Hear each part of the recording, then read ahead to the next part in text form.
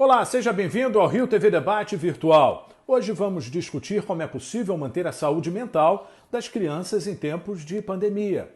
Os nossos convidados são a vereadora Tânia Bastos, vice-presidente da mesa diretora da Câmara Municipal do Rio de Janeiro, Andréia Bussadi, ela é jornalista e representante da Comissão de Direitos Humanos da OAB-RJ, e o doutor Orli Carvalho da Silva Filho, pediatra e psiquiatra do Instituto Fernandes Figueira, da Fiocruz.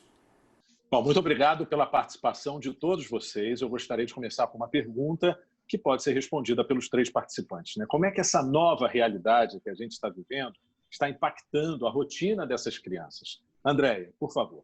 Bom, eu sou mãe, né, de um rapaz autista de 20 anos. A minha realidade não mudou tanto, porque o meu filho já está sem escola há 10 anos. Então, assim, para as crianças com autismo, algumas, como o meu filho, que é um autista, ele não é severo, ele já foi severo. Hoje ele é um autista moderado, mas para ele estar dentro de uma escola, tem que ter uma capacitação dos professores. Como para o surdo, para a pessoa que não escuta, tem o intérprete de Libras, para o autista também tem que ser adaptado. Então, o meu filho, quando estudava numa escola regular, ele não tinha um currículo adaptado, ele tinha uma mediadora, mas ele não conseguia aprender. Então, ele começou, com 10 anos de idade, começou a se autoagredir. E eu decidi tirar ele da escola. Então, essa pandemia, para as pessoas que já são excluídas, não mudou tanto. Eu acho que deu para as pessoas que são incluídas para perceber como é ruim você ser excluído. E assim, o meu filho é excluído, como muitos outros que, assim, até em termos, até o próprio parecer que saiu agora do Conselho Nacional de Educação, vou ler aqui, tá? A resolução de número 11 de 2020, que exclui as pessoas com deficiência do retorno às atividades escolares presenciais, tendo em vista que o referido ato administrativo viola gravemente. Então, isso foi uma manifestação que vários órgãos fizeram contra esse parecer do Conselho Nacional de Educação, porque as crianças e os adolescentes com deficiência não vão voltar a ter aulas presenciais esse ano. E é um absurdo, porque quem tem que decidir são os pais, eu acho. Se os pais, se eu achar que meu filho é vulnerável, que ele pode não querer ficar com a máscara, eu não mando ele para a escola, mas quem tem que decidir são os pais. Então, mais uma vez, os autistas e as pessoas portadoras de deficiência foram excluídas. Vereadora, eu sei que a senhora tem alguns projetos, né, em relação ao tema, então por isso eu pego o gancho da Andréia para lhe fazer a pergunta, né, de que forma essas crianças precisam de uma atenção a mais dentro de um cenário que a gente vive hoje, mais delicado em relação à pandemia. A Câmara, trabalhando remotamente, como todos sabem, né, e vários setores aí públicos, nós precisamos muito estar atentos às pessoas com deficiência, porque, como a própria Andréia, que é mãe, né, de um menino autista, tudo aquilo que ela sonhou, né, preparou durante esse período todo de 2020, né, com seu filho, essa rotina foi totalmente quebrada. E rotina quebrada para o autista é uma coisa muito ruim, né? E nós estamos agora com a sessão remota só votando projetos, né, de leis que favoreçam a Covid-19, né, que tem que ser toda ela direcionada para a Covid-19. A primeira coisa que eu fiz foi, primeiro, conversar com as famílias. Assim que nós entramos nesse processo. Foi conversar com as famílias e saber como é que elas estavam trabalhando, né, agindo dentro de casa com seus filhos, porque a rotina quebrada realmente traz vários transtornos. E uma das coisas que eu mais ouvi foi exatamente, primeiro, o adulto ou o adolescente, enfim, a pessoa com autismo, dentro de um estabelecimento, melhor, dentro de uma unidade de saúde. Como é que isso pode acarretar? O que pode prejudicar se caso essa pessoa for contaminada com o vírus? Por quê? Pela Agência Nacional de Saúde, não se pode ter o acompanhante, né? Até porque realmente é muito complicado. Eu tive aqui no bairro onde eu moro um pico enorme, com basicamente 200 mortos, né? 200 óbitos. Foi uma coisa impactante para a área. E nós precisamos adequar algumas leis que favoreçam essas pessoas. E aí nós implementamos um projeto de lei que identifica o autista dentro da unidade de saúde, porque muitos, né, não conseguem se comunicar. E com a ausência, por exemplo, que aconteceu até com uma pessoa que é ligada a Andréa Bussadi, conhecido dela, né? O rapaz era autista, adulto, e tinha essa deficiência verbal com pessoas estranhas, ou seja, com um familiar, com pessoas mais próximas, ele conseguia se comunicar, mas com pessoas estranhas ele não conseguia se comunicar. E aí nós tivemos esse relato horrível e, por conta disso, nós fizemos, né, a lei, que foi aprovada, inclusive, ontem na Câmara, em segunda discussão, né, o PL 1840, que fala exatamente isso, identifica o autista, né, e crianças, enfim, e qualquer outra deficiência dentro da unidade de saúde. O que eu quero dizer? Nós precisamos estar atentos a todo momento, né? Principalmente com essas pessoas. E como o quadro aqui é para falar sobre os autistas, as especificidades, né? Temos aqui o doutor, que daqui a pouco vai falar com certeza sobre isso, elas são realmente complexas. E nós temos hoje agora um grande problema, que é o uso de máscara. Muitos deles não conseguem sair de casa com aquela máscara. Por mais que os pais procurem fazer, né, sempre de uma forma gradativa, né, não impondo, né, a colocação da máscara, até para que ele possa, aos poucos, né, aceitando. Isso tem sido um transtorno tremendo, porque dentro dos supermercados, dentro de algumas repartições, alguns estabelecimentos comerciais, é proibido entrar de máscara. Então, o que a mãe faz? Ela vai para a rua com o filho, porque ela não tem condições de deixá-lo em casa sozinho, né? E aí ela se depara com esse tipo de problema. Quer dizer, é realmente muito complexo. Doutor Orly, Tânia, de uma forma... olha só, eu quero... Pois não, Andréia. Pois não. Pode complementar. Não, eu acho assim, Tânia, me desculpa, mas assim, eu como mãe, né, o meu filho, a maioria está usando máscara. O meu filho está até treinando, está indo na academia de máscara. Eles obedecem. Eu acho que assim, meu filho está 120 dias sem sair de casa. Então, eles sabem o que está acontecendo, eles são atentos, entendeu? E assim, e ele usa máscara, e eu estou vendo muitas crianças autistas usando máscara. Então, mas, Andréia, mas a gente não pode generalizar. Eu estou colocando aqui relatos de pais. Não, porque cada caso é específico, né? Eu estou tendo aqui, eu estou passando para vocês relatos de pais, pedindo até, pelo amor de Deus, para que o prefeito faça essa flexibilização, né, com as pessoas autistas. E eu falei, gente, isso é um absurdo.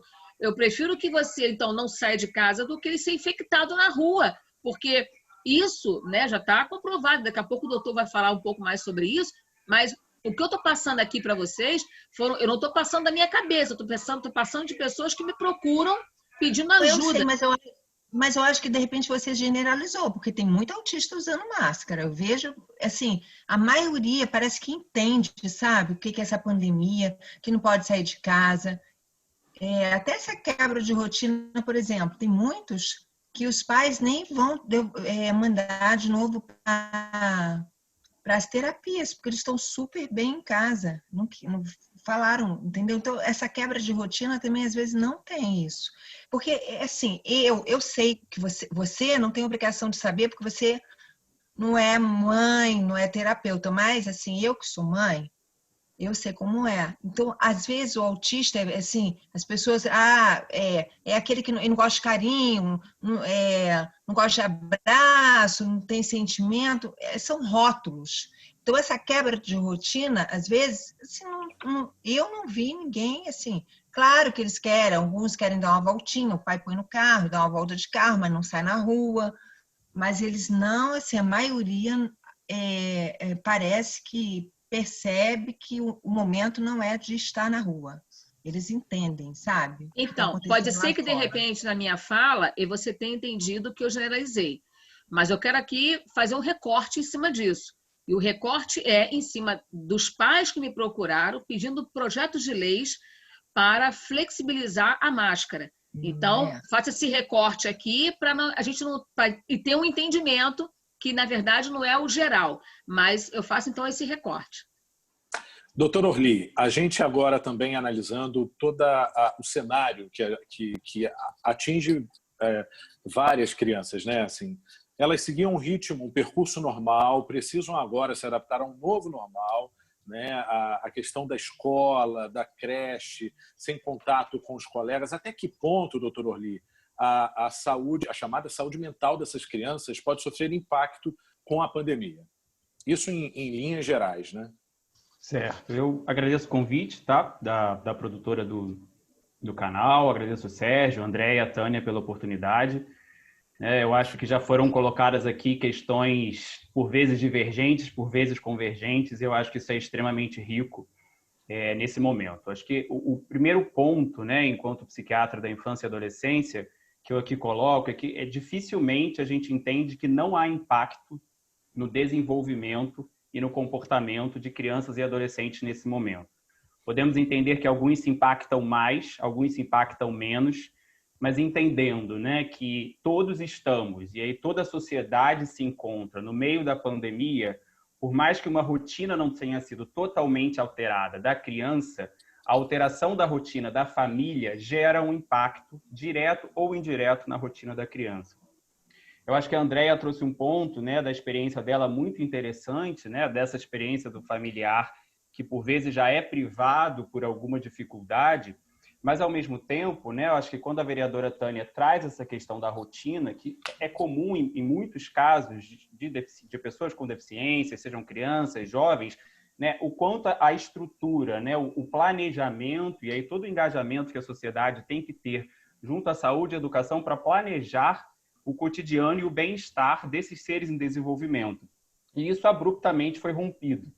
Né? O que a gente percebe na clínica é que algumas famílias têm capacidade, têm habilidade, têm recursos psíquicos, emocionais, financeiros, sociais para conseguir dar um contorno melhor, né? Promover a essas crianças e adolescentes uma adequação mais própria, mais propícia, individualizada desse novo normal. Algumas famílias, principalmente as privadas de recurso, né, que já moram em maiores conglomerados, já têm menos recursos, menos acesso à tecnologia, menos disponibilidade, até pelo trabalho, famílias que durante todo o tempo tiveram que sair de casa para trabalhar, essas famílias, né, as crianças, os jovens e adolescentes, tendem a sofrer mais, né, porque os espaços de reabilitação, por vezes, foram fechados, né, os cuidadores que ali atuavam não estão podendo atuar como então, né, faziam. Um marco que a gente tem que ter quando pensa esse novo normal e quando vai pensar daqui para frente é a questão da biossegurança. Né? Estamos diante de uma pandemia em que a gente consegue compreender melhor os mecanismos de contágio. Não existe, né, isso é importante ser frisado, não existe tratamento específico, não existe nenhuma prevenção quimioterápica, farmacológica específica, né, uma panaceia de uso de ivermectina, cloroquina, não está definida como prevenção. O que a gente tem como prevenção é o isolamento social, lavagem de mãos, uso de máscaras. Né? Isso a gente consegue garantir que pode barrar uma nova onda. Então, como pensar o desenvolvimento, né, que tende a seguir uma linha, né, um linear, nesse momento? A gente espera que haja alguns retrocessos, né, normais, reativos à idade, mas vai ser a forma como cada família consegue se organizar diante disso que vai ditar o maior ou menor ritmo. Andréia, até que ponto, na sua avaliação, o equilíbrio emocional dos pais ajuda as crianças num momento como esse? Olha, eu acho que isso é tudo, né? Assim, até para os pais eu acho que é difícil. Todo mundo nessa pandemia, não tem ninguém que ficou muito equilibrado, né? Mas eu acho assim, o meu filho, o que aconteceu com ele? Tem coisas assim que aconteceu assim nessa pandemia que eu acho que veio mostrar que a gente aprendeu muita coisa e veio mostrar muita coisa boa também. Não foi só coisa ruim, né? Esse convívio, né? Todo mundo parou a vida, parou de o trabalho, né? A gente ficou mais junto com a família e tudo. E o meu filho tinha ganho uma máquina de fazer bottoms no ano passado de aniversário, em agosto. E a máquina ficou lá parada. Aí, quando começou essa pandemia, o meu filho assim, queria ir para a rua toda hora, sabe? Ele tinha a rotina dele, fazia personal na academia, ele já tem 20 anos, né? Então, ele ia para a academia todo dia, gostava de passear depois de carro e tal. E aí, a máquina ficou parada e quando começou a pandemia, o meu marido pegou e ensinou ele a fazer bottoms. Então, agora ele passou essa pandemia inteira, esses 4 meses, todo dia à tarde, tinha rotina. A gente tentou fazer uma rotina, eu acho que isso também foi assim, fundamental, sabe? A rotina, ele continuou com a rotina dele de acordar, tomar o banho, tomar o café da manhã, aí descansava um pouquinho, ia fazer o trabalho dele, que era os bottoms. E agora ele tem essa profissão, eu acho assim, que mostrou que às vezes que o meu filho não sabe ler, ele não sabe escrever o nome dele. Mas o que mostrou para mim? Que todas as pessoas com deficiência podem ter uma profissão. E isso eu acho muito assim. Eu tenho condição, assim, graças a Deus, de comprar uma máquina, de poder ensinar. E as pessoas que não têm? Então, eu fico muito preocupada com o outro, aquele outro autista que podia ter uma profissão. O autista adulto, que podia empacotar, podia encaixotar, alguma coisa assim. No seu caso especificamente, Andréia, você filtrava as informações que chegavam até o seu filho? As crianças, na sua avaliação, devem ter ciência de tudo que está acontecendo? Como é que você inseriu a questão da pandemia na rotina do seu filho? Então, quando ele pede para viajar, ele adora viajar. O meu filho é verbal, ele fala pouco, mas ele fala. Então, toda hora ele falava assim, Chile, ele queria ir para o Chile, porque ele foi para o Chile com 19 anos e adorou. Aí ele falava Campos do Jordão, que ele quer ir também, falava várias cidades, McDonald's. Aí eu falava, Gabriel, tem a Covid, só quando o prefeito falava assim, só quando o prefeito deixar sair, tá proibido.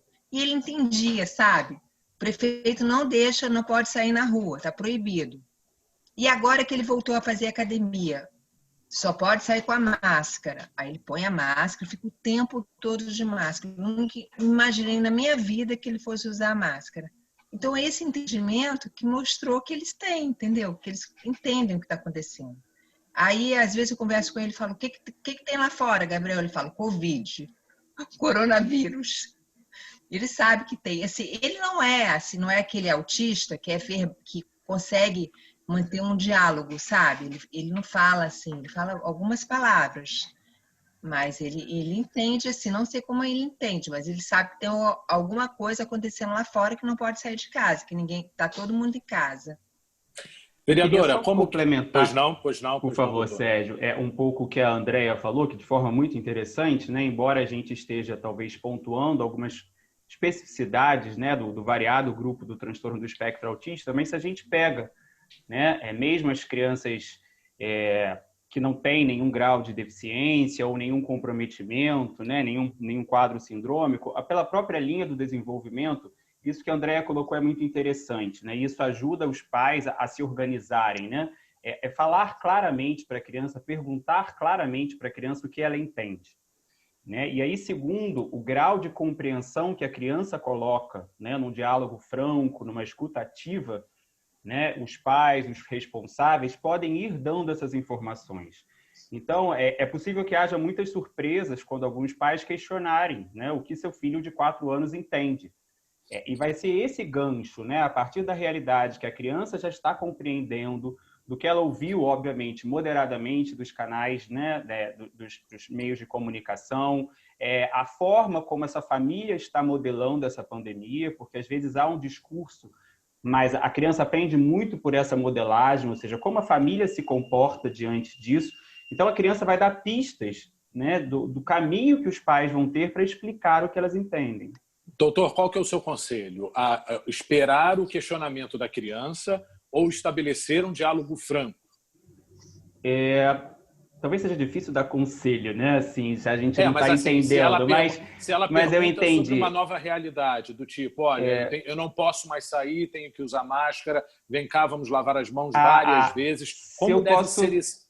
Se eu posso fazer um conselho, uma dica, seriam sempre perguntas muito amplas, né? Porque a criança também ela pode preferir não falar em pandemia, em Covid. Então, assim, talvez, o que você acha que está acontecendo? Por que você acha que não devemos ir à escola ou ir à igreja nesse momento? Por que ir para o shopping não é uma coisa legal nesse momento? E aí ela pode falar simplesmente porque tem gente morrendo, porque o prefeito não deixa, porque não está tendo aula. E aí ela pode ir além, mas por que não está tendo aula? Então, a criança, ela é hábil, né? Assim, as crianças são extremamente, vamos assim dizer, cientistas, elas estão testando, né? Um risco que a gente coloca ao não falar a palavra pandemia, Covid, mas ao ter uma rotina mudada, uma compreensão que a criança não está entendendo nada, né? E aí, numa compreensão que a fantasia que ela pode estar criando pode ser muito mais danosa a ela do que a realidade. Então, uma conversa franca, né, segundo o entendimento, o diálogo, as habilidades verbais ou não verbais de cada criança ou adolescente são fundamentais. Vereadora, como que na sua avaliação essa dinâmica familiar pode tornar, né, o ambiente um pouco mais leve diante dessa pandemia de isolamento social? Então, a Andréa deu um exemplo, ainda há pouco, com relação a colocar a criança dentro do carro para dar uma voltinha. Eu já, por diversas vezes, eu conversando com alguns pais e eu escutando, né, barulho de vento, né, eu perguntava assim, mas me diz uma coisa, tu tá na rua? Não, estou dando uma volta aqui com o João, estou dando uma volta aqui com o Daniel, porque não dá para ficar em casa.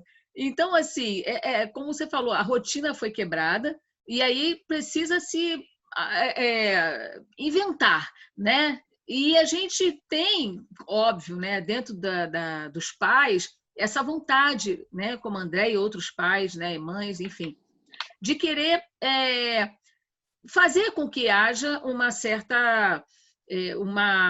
aprimorar mais, vamos colocar assim, né, esse convívio deles com o novo que está acontecendo. E esse aprimoramento só vem mesmo com a própria experiência dos pais. Então, o exemplo que eu dei de pegar a criança, botar dentro da escola, dentro do carro e dar uma voltinha com ela, isso para ele já era, para a criança, né, para o adolescente, já é um momento, sabe, único para eles, né? E, por diversas vezes, esses pais acabaram fazendo isso como uma rotina. Então, durante a noite, pega-se a criança, coloca dentro do carro, o adulto, enfim, a pessoa com autismo dentro do carro, e faz aquela volta, vai ver a paisagem, a passar por lugares, né, de praia, enfim, de mar.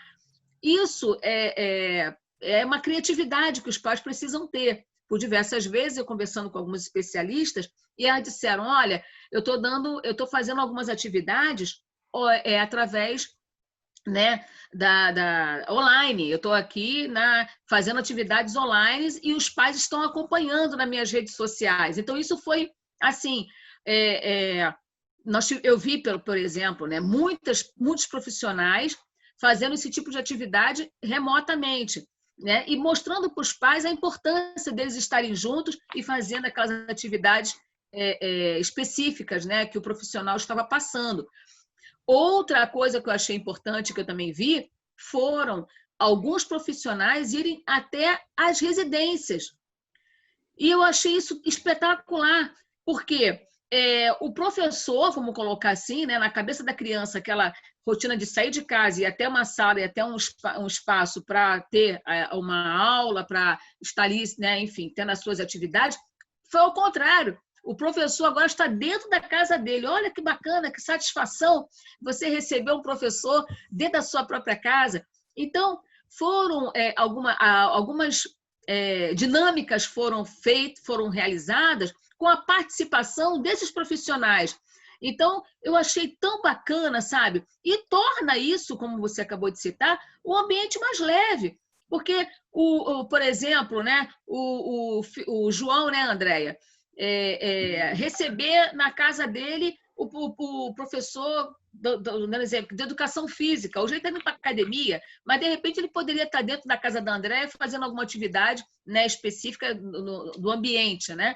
E eu vi isso demais. Então, isso, para mim, foi um aprendizado, né? Como a Covid veio para todo mundo se reinventar, a verdade é essa, não poderia ter sido ao contrário com as pessoas com deficiência, especificamente com os autistas. Então, o ambiente ficou mais agradável, sim, eu tenho certeza, né? Os pais começaram a participar muito mais, porque você colocar uma pessoa, né, com autismo de frente para um celular é muito bom. E assim, e eles usam muito o celular, né? Com musiquinhas, enfim, algumas coisas a gente percebe isso.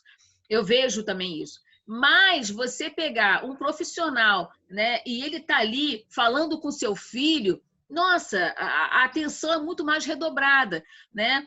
Eu vejo muitos pais entregarem o celular para as crianças, né, enfim, para os filhos, para eles terem, se socializar, enfim, fazer as suas atividades normais, né, e aí cantando musiquinha, vendo algum vídeo, mas ele olhar para dentro de uma tela e ver o profissional, né, o professor, enfim, o instrutor, dentro daquela tela, falando diretamente com ele, gente, não tem preço isso, sabe? E eu vi muito isso algumas pessoas falando, né? Poxa, meu professor, a professora do João, a professora esteve aqui conversando com ele, olha, tudo bem, você está bem? Então, assim, todo mundo se reinventou, né? E não poderia ser diferente, como eu falei, né? A gente sabe que o ritmo foi muito, para a gente, né? Foi uma coisa muito nova, para todo mundo foi muito novo. Agora, vocês imaginem para eles, né? Eu acho que o que ficou na cabeça dessas pessoas, né, Andréia? E aí eu trago aí para você o que ficou na cabeça do João, né?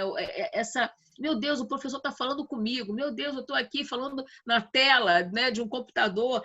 Quer dizer, qual foi, né? Aí eu passo a pergunta para você. O que você percebeu, né, no comportamento dele naquele momento em que ambos estavam ali interagindo? Desculpa, Sérgio, mas é porque também é uma curiosidade. Mas é justamente essa a proposta do debate, que haja essa transferência de informações e que cada um pegue carona na linha de raciocínio. É fantástico, muito bom.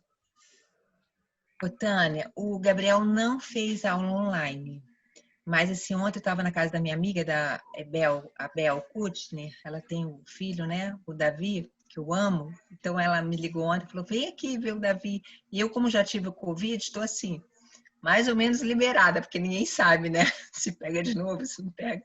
Aí eu fui lá na casa dela. E eu acho legal, assim, que ele ia ter aula de capoeira. Então, eu estava esperando o horário, quando deu 6 horas, aí eu vim embora, porque ia começar a aula dele. Então, é uma nova rotina, né? Muito legal. Ele estava o dia inteiro esperando a aula de capoeira às 6 horas. Então, eu acho Desculpa, eu falei isso. Desculpa, eu falei do João, porque eu estava lembrando aqui da Bárbara. Na verdade, João, o Gabriel. Gabriel, porque eu estava falando da Bárbara, porque o tempo todo eu tive muito tempo com ela. Andréia, e como é que foi na prática, por exemplo? Você disse que o seu filho ele começou a fazer algumas atividades, isso, mas a gente já está num período, né, da pandemia, já de muito tempo, né, que a gente está dentro de casa. Você estabeleceu rotinas semanais? Como é que foi, por exemplo, a percepção do tempo, né? Alguns especialistas tinham sugerido bem no início usar calendários para a gente ter uma dimensão, né, de onde que a gente estava, porque nós mesmos também já nos sentimos perdidos, né, diante do tempo, né? Eu queria que você falasse um pouquinho desse dia a dia, né? O que te ajudou a se manter bem também, porque você precisa também estar em equilíbrio e não causar mais nenhum problema dentro dessa questão do isolamento. Então, Sérgio, assim, eu acho que foi difícil para todo mundo, né? assim, eu sou uma pessoa que eu acordo muito cedo e eu corro, então para todo mundo foi difícil. E assim, em relação ao tempo, foi aquilo. O Gabriel ele sempre respeita, eu sempre ensinei ele desde pequeno a respeitar as leis. Então, por exemplo, sair de carro, tem que colocar o cinto. Tudo ele sabe como tem que agir. Jogou uma coisa no chão, tem que pegar e jogar no lixo. Sempre fui assim. Então, ele sabe que tem lei, que o prefeito não pode sair. Então, ele sabe até hoje que o prefeito só pode sair para academia, agora já pode, academia no meu prédio, pode dar uma voltinha de carro, mas ele ficou 120 dias sem sair de casa para nada.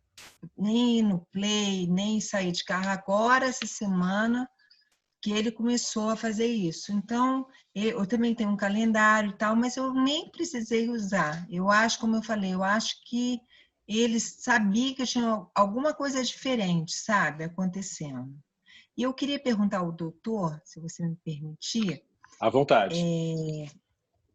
Então, doutor Lito, eu queria perguntar para o senhor, por exemplo, o meu filho, ele não entende assim, não vê notícia, não tem entendimento de ver uma notícia na televisão e tal. Mas, por exemplo, as outras pessoas, também as pessoas neurotípicas, também e as que têm um grau mais leve de autismo, os Asperger, né?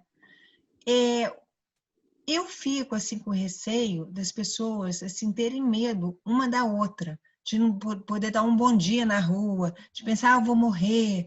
Então, como que a pessoa, assim, a mãe, os pais, devem contar para os filhos do Covid sem levar esse pânico? Eu estou vendo muita gente com pânico, sabe?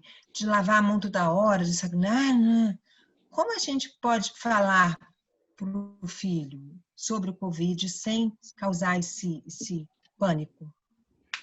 Então, André, obrigado pela pergunta. Eu não sei se vai ter um tipo de resposta que contemple a todos, né? Eu acho que a primeira coisa, como eu havia colocado antes, assim, aquela criança, aquele adolescente, aquele adulto, né, neurotípico ou neuroatípico, o que ele compreende daquela situação que já está posta, né? Por vezes, alguns pais podem ter alguns receios, assim, o que meu filho está pensando, será que ele sabe ou não?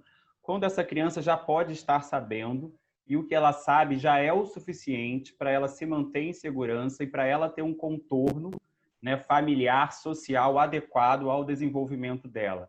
Então, novamente, a primeira orientação seria assim, pergunte o que essa pessoa sabe. Tá? Segundo, depois, a gente vai valorizar, né, sempre num grau de verdade, de acordo com o entendimento, a compreensão verbal e não verbal de cada um, valorizar os fatos pautados pela ciência, né? Evitar crendices no momento em que tantas fake news, tanto culto à ignorância tem sido colocada. Isso é péssimo para a sociedade, isso é péssimo para o desenvolvimento da infância e adolescência. Pautar na ciência e aquilo que a gente sabe que, a princípio, é promotor. Ou seja, podemos falar que a doença, no caso de crianças, tende a ser mais graves em crianças e adolescentes.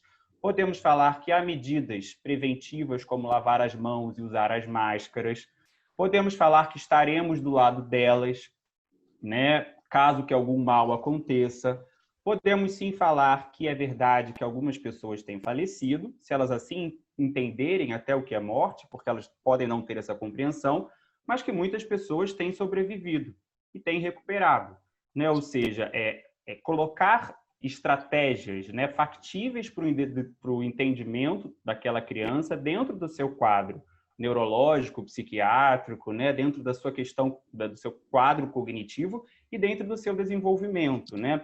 É verdade que para algumas pessoas, né, elas podem desenvolver medos específicos, alguns até quadros psiquiátricos, né? É verdade. Mas a gente vai entender que todo mundo, em alguma forma, ou seja, é normal, essa palavra é delicada, mas vamos entender que é normal, que as pessoas reajam agudamente.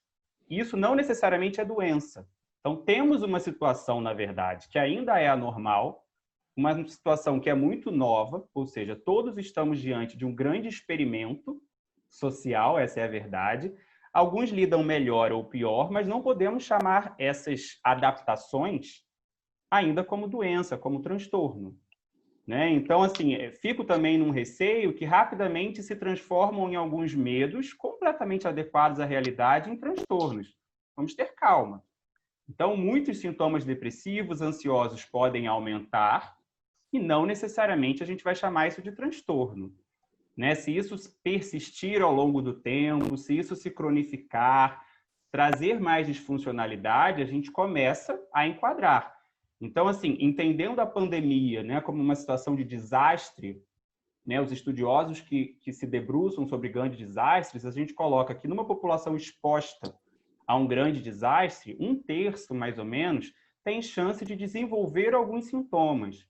Mas uma porcentagem menor ainda vai cronificar a ponto de precisar de um tratamento específico. Então, por isso que a gente defendeu que, no primeiro momento, né, uma mensagem clara dos governantes, pautada na ciência, pautada na biossegurança, ela é fundamental para a população entender que existe uma governabilidade, que existe um direcionamento adequado às autoridades sanitárias, que são as pessoas mais responsáveis, são as instituições mais responsáveis nesse momento para pautar a ordem. Então, a grande população, né, isso não é pandemia de Covid, isso qualquer situação diante de grande desastre, né, essa comunicação clara, responsável e pautada pela ciência dá à população muita segurança, né? Então, assim, retomando a sua pergunta, entender o que aquele jovem sabe da situação, né, colocar metas adequadas e uma coisa que eu falei aqui da modelagem, né? Não adianta uma conversa clara com a criança se os pais estão indo no mercado e acumulando comida para 3 meses de isolamento, porque você está passando uma mensagem de gravidade. Então, a gente tem que ter, né, entender que a criança também percebe, né, ela aprende pela repetição, ela aprende pelo exemplo que ela vê, né? Então, assim, temos variadas formas da criança e do adolescente experimentar, mas é sabido que eles estão experimentando, né? Mesmo aqueles que têm um quadro crítico mais grave da deficiência, houve alguma mudança, né? Qual é o grau de compreensão? Às vezes é difícil a gente definir, mas existe uma sensação de que alguma coisa está diferente, né? Então, quanto mais recursos cognitivos, sociais e financeiros a família tiver para ordenar essa adaptação, né, mais facilmente. Aí uma pergunta que o Sérgio fez lá atrás, né, para a Andréia, claramente, né, uma pesquisa feita agora, que está sendo feita pelo Instituto de Psiquiatria da USP, né, Jovens na Pandemia, colocou que grande parte das crianças e adolescentes que estão demonstrando sintomas ansiosos e depressivos nesse momento, os seus pais têm também sintomas depressivos e ansiosos nesse momento. Então, a criança, ela, principalmente na criança menor, né, ela vai ser muito sensível a esse suporte, a essa segurança que o núcleo principal. Eu queria só, Sérgio, por favor, pegar um gancho que a Tânia fez sobre a questão, né, do dispositivo tecnológico, esse tratamento personalizado, seja pela saúde e pela educação. Eu acho que tem sido um grande desafio, mas um grande aprendizado para nós da área da saúde em como esses recursos, né, as telas como um todo, as questões tecnológicas podem ser bem aproveitadas, né? E devem ser aproveitadas, inclusive no espaço público, né? Temos muitas instituições sucateadas no momento que não estão conseguindo recorrer a dispositivos tecnológicos, né, para envio de receitas, para um atendimento remoto, né? E uma preocupação que a gente tem, pegando saúde mental, pegando problemas de desenvolvimento e comportamento, é que muitas crianças e adolescentes estão sem acesso ao serviço de saúde e sem acesso à sua medicação. Então, crianças com epilepsia voltando a ter crises, né? Jovens e adolescentes, crianças que precisam de medicamentos para um controle de agressividade, por controle de sintomas de humor, têm tido recaída, até porque o reparo ambiental, que era um mecanismo de controle muitas vezes, né? Ir à terapia, ir à escola, foi perdido nesse momento. Né? Então, uma preocupação que a gente tem, né, na saúde pública, né, que alguns pesquisadores colocaram aí como 4ª onda do Covid, é esse incremento dos transtornos emocionais, né, da piora. Depois de 120 dias, aquele quadro que estava mais ou menos estável, ele começa a não ficar mais estável. né? Porque aí as pessoas vão tendo burnout, os profissionais de saúde, há problemas econômicos. Então, claro, a gente não pode chamar tudo de transtorno mental, mas a gente tem que ter, sim, um cuidado especial com o que começa a acontecer agora, né? E pensar urgentemente, né, como o acesso às consultas eletivas, às consultas de emergência não associadas à Covid, como elas, de forma segura, começam a acontecer novamente. Perfeito, doutor Orly. Chegamos ao final do nosso programa, mas a gente precisa de uma conclusão, né, uma mensagem final, começando com a vereadora. Que pena, foi tão rápido. Passar rápido, porque o tema é tão bom, né? E a gente consegue verdade. fazer um encadeamento bem ágil, né, dentro da linha de raciocínio. Então, eu quero dizer que a Câmara Municipal, através dos seus 51 vereadores, tem se debruçado muito na questão das pessoas com deficiência, já vista que ontem votamos, como eu disse aqui, em segunda discussão, o projeto de lei, né, que identifica o autista, a pessoa com deficiência dentro de uma área de saúde, né, dentro de um estabelecimento de saúde. E a votação foi unânime, né? Todos os vereadores votaram a favor, inclusive até pediram a coautoria. E quero dizer que todos os projetos de leis voltados para as pessoas com autismo, a Câmara sempre está à disposição. No dia 2 de abril é o Dia Mundial da Conscientização do Autismo. E a Câmara Municipal ela fica iluminada de azul. Nós participamos de todas as caminhadas. Na Zona Sul, que é no Leblon, né, a caminhada oficial, já estamos na 9ª edição, vamos para a 10ª. Infelizmente, esse ano não conseguimos, por conta da pandemia, mas a nossa caminhada foi realizada remotamente. Então, parabenizar todos os pais por todo o trabalho que eles vêm desenvolvendo e a Câmara sempre está à disposição para debater, para fomentar as políticas públicas para essas pessoas. André, então a sua conclusão. Então, o que eu concluí, assim, às vezes eu estou falando de um rapaz de 20 anos, né? É claro que as crianças menores com TEA, né, dentro do espectro, é claro que é uma outra realidade, né? Então, o que eu concluo é que você tem que eu sou mãe, né, de uma menina de 28 anos, uma moça, e do Gabriel. Então, o que eu vejo? Eu vejo que os pais de autistas não devem tratar o filho diferente. Eles têm que cumprir, têm que fazer, têm que cumprir tudo que tem que ser feito. Não pode, que ele é autista, não. Porque nessa pandemia, o que eu percebi? Que o meu filho, ele sabe o que são regras, ele consegue entender que não pode. E desde pequeno, eu sempre eduquei ele da mesma forma que a minha filha. Então, não tem essa, não quer ir tá com fé, hoje ele não quer ir na terapia. Não, ele ia na terapia querendo ou não.